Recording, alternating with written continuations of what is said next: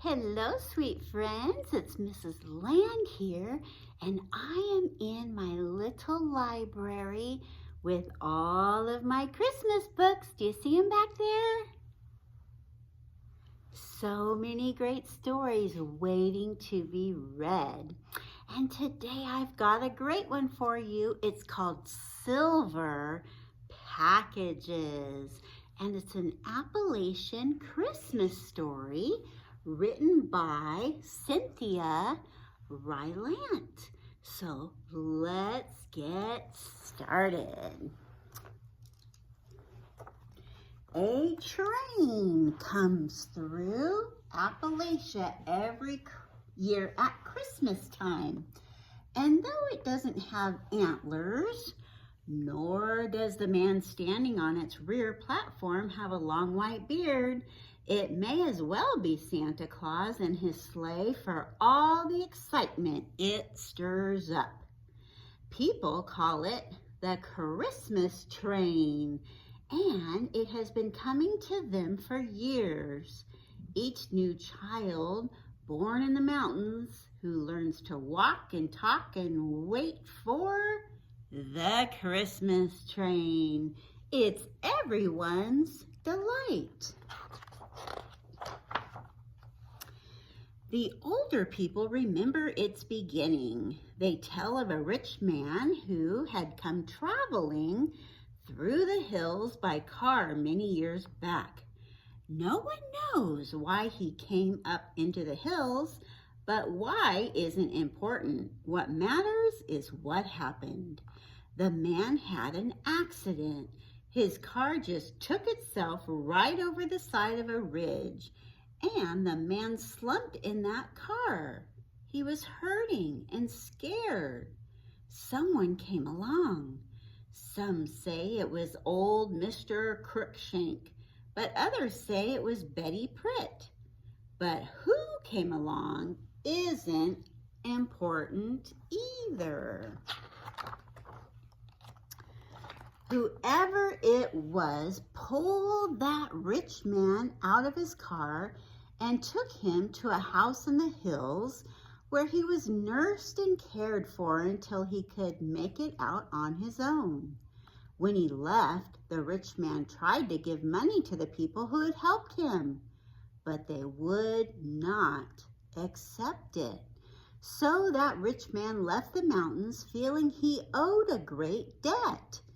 And for the remaining years of his life, he has been repaying this debt from the caboose of a Christmas train he brings into the hills each December. On the 23rd, everybody knows it, the train will slowly wind up and around the mountains, and on the platform of its caboose will stand the rich man in a blue wool coat. He will toss a sparkling silver package into the hands of each child who waits beside the tracks. And for some, it will be the only present they receive. So the train is awfully important.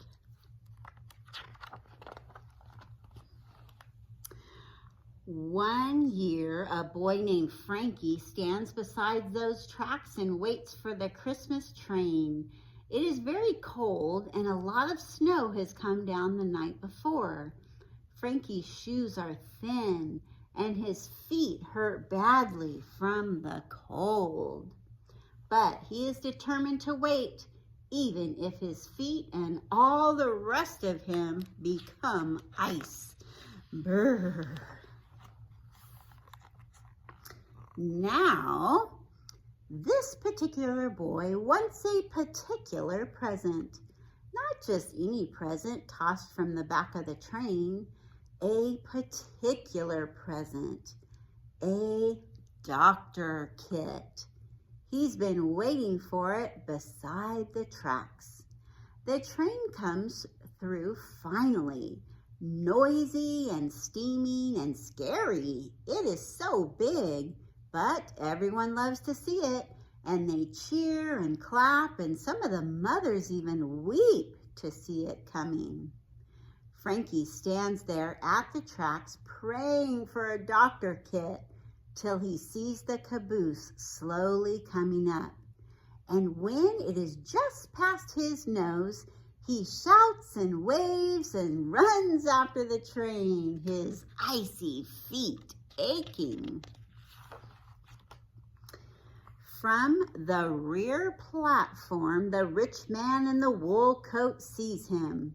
"Merry Christmas," he calls, and he tosses into Frankie's hands a sparkling silver package. Frankie stops running. He's out of breath, so he can't yell a thank you.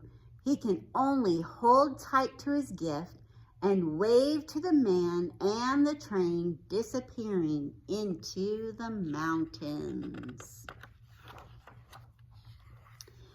Frankie carries his package home and puts his own name on it and sets it under the family Christmas tree. On Christmas morning, he opens it. It isn't a doctor kit. It's a cowboy holster set and 3 pairs of thick red socks. Frankie looks at his mother and father and brothers and sisters and tries not to cry.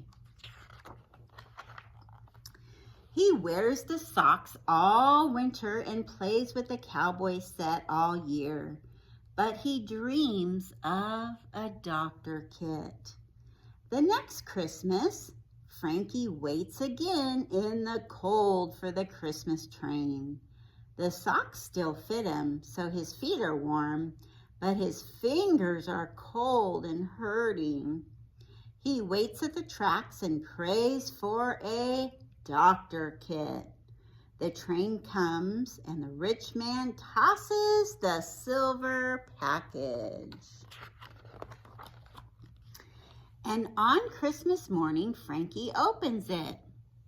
No, it is a little police car with lights that really work, plus 2 pairs of brown mittens. Frankie doesn't cry. He wears the mittens all winter and plays with the car all year. But he dreams of a doctor kit.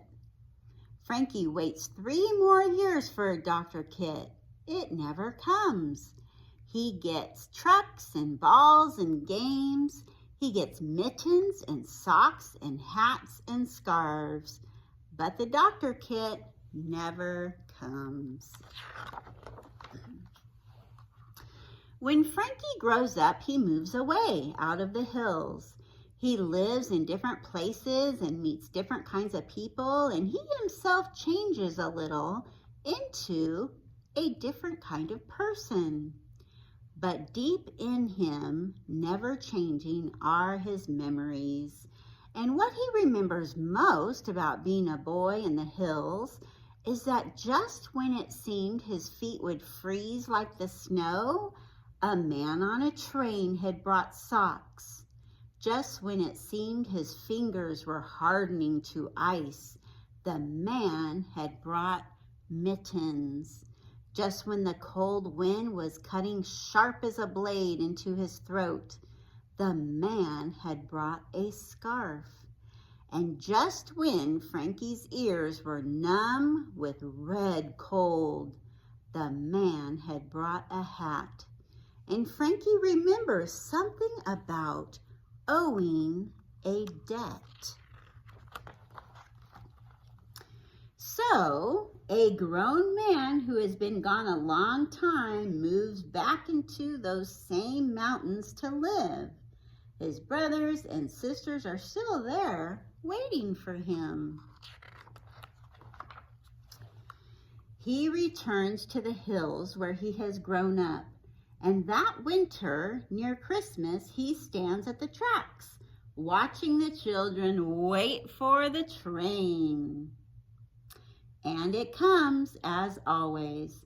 The grown man watches the steam engine move toward him, watches the caboose roll by him, and he nearly runs after that train, so strong are his memories.